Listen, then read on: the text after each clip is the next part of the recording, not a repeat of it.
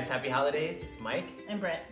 And today we're gonna just chop it up. You know, we used to work together, as many of you may know. We used to own a small business, which we had to close during COVID. We had a fitness studio in San Francisco. For 9 years. And now we don't work together anymore. And we're still married, which is kind of miraculous after working together for 9 years. And I have to say, I kind of miss you during the day. I'm just so used to seeing you. Oh, I don't know. It's reciprocal. Anyway, we wanted to kind of let you in on just our kind of coffee table conversations. You're actually in our living room. This is not a backdrop or a Zoom filter because we don't know anything about each other's careers, and we don't know anything about the process that our clients go through. And we realized when we were sitting at the kitchen table one night that the same questions that we're asking each other are the same questions so many of our friends and family and potential clients have for us. And so we just kind of wanted to let you in on a conversation. And so part of this, the goal is to kind of demystify our different industries, real estate and life coaching.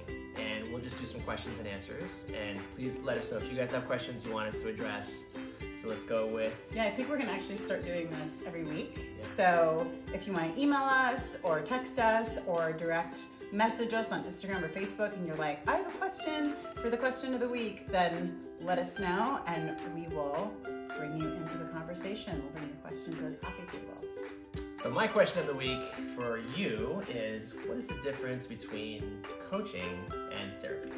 So I think the biggest difference is that with coaching, I'm not an expert telling you what's wrong or what to do. You're the expert of your life. I'm there to help you get from point A to point B and help you identify any inner or external blocks that are getting in the way from what you want. I don't diagnose. I'm not attached to an outcome. And so I'm there to help you figure out your process and how you can best be successful, excuse me, in that process. I think also, you know, there's this idea that like therapists and coaches are, you know, conflicting practices or that we're somehow in competition with one another. The opposite couldn't be more true. Therapists and coaches need each other and we actually work really well together. There are certain things that just aren't appropriate for coaching and there's certain things that just aren't appropriate for therapy. Things like goal setting, action plans, those are things that are great for coaching. Things like blocks or you just feel stuck and you feel like you're ready to move forward, that's great for coaching. Things like depression, anxiety, any kind of addiction or psychological problems, of course, that's much better for therapy.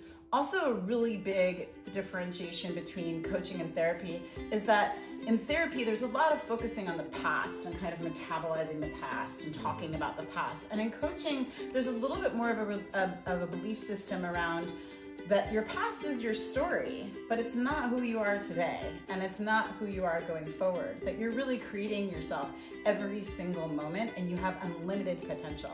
That being said, not to say that therapists don't think that you have unlimited potential and they're not helping you try to move forward. I just think that generally coaching, there's not a big focus on what has happened to you in the past. And also in coaching, there's not a big, let's really work on what's happened to you in the past and really kind of deconstruct what's happened to you in the past. It's more about like, hey, let's acknowledge that as your story. That doesn't have to be your story today. That might impact you in your next story, which you're creating at this very moment, but it's not where our primary focus is. I think last thing is that with coaching, we're really a team, right? Like you're coming to me for guidance, but we're really working together to set goals. I'm not telling you what your goals are.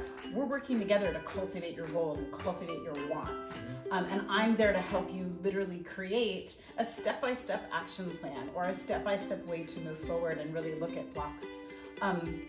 My specialty, life and leadership coaching, I was trained by IPEC. And IPEC really has a big emphasis on core energy coaching, which means we look at energies as lenses that you look through the world. And those energies, there's no good or bad, there's no hierarchy, there's nothing like that. It's just a matter of looking at the way that you see the world energetically and how that might be shifting your reality or your possibility for manifesting what you really want. Awesome. That's so awesome. So, But he won't let me coach him. It's not good for business. no, everybody needs a coach. But Everybody I needs a will coach. never be your coach. Probably not. Conflict of interest. Totally. All right, what's your question for me?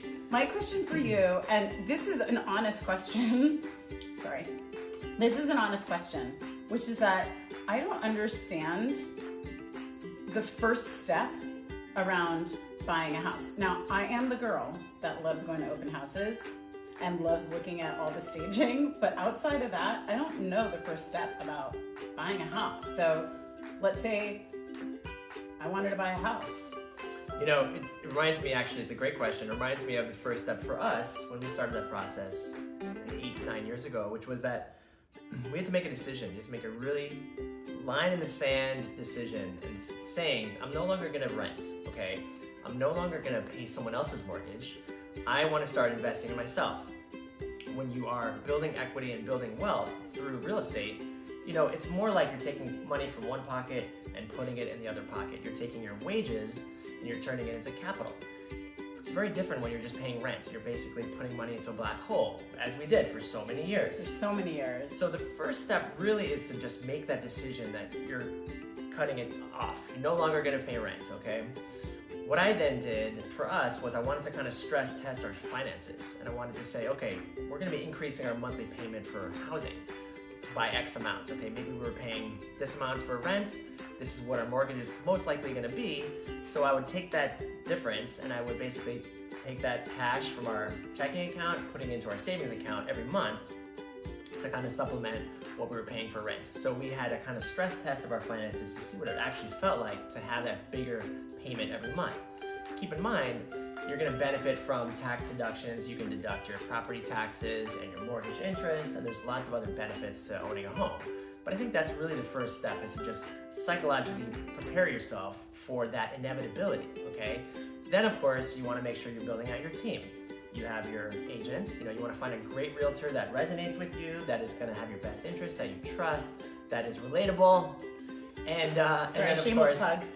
Then of course your lender. Your lender is the person who is going to be, or team, persons that they're going to be the ones that are looking at your finances, telling you what your budget can be.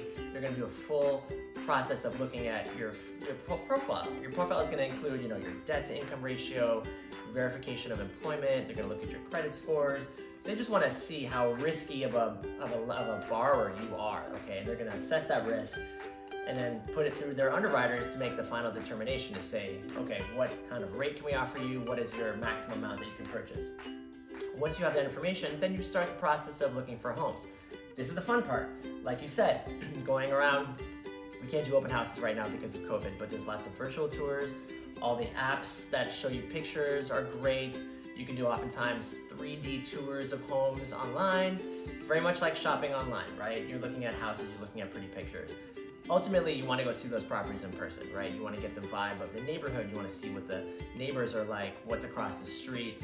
How does it feel kinesthetically to walk into that house, right? It's not something you can replicate in a virtual environment. So as agents, we are fortunately considered to be, essential services, right? So real estate is an essential service. So we're actually still out there showing homes, giving private tours. It's a lot more complicated to schedule those tours. We have to have, legal forms signed for every tour. We have to make sure everybody's being safe and following COVID protocols. But ultimately, we're showing those houses so people can get inside, see if it's a good fit, try it out, kick the tires, right? So that's the second part of the process, is actually looking at homes. Then it comes time to looking at disclosures, digging deeper into a specific home if you want to learn more about it. What is the condition of the property?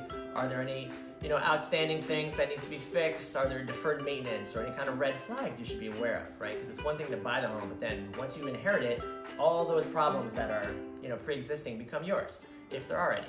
So looking at disclosures is huge. That's something that you and your agent will do together to identify kind of what are the risks, and benefits to a specific home.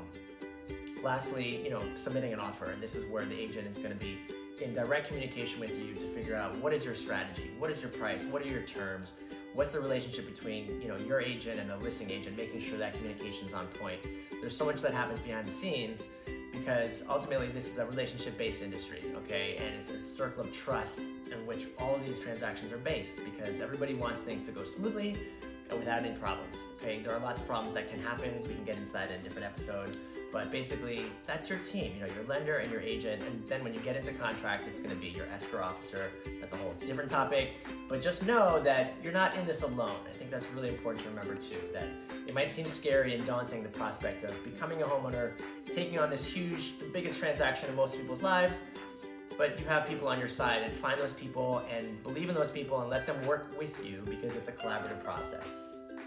Well, that concludes our table talk for this week. We are going to sign off until the new year, but we will see you in 2021. Happy holidays. Happy holidays.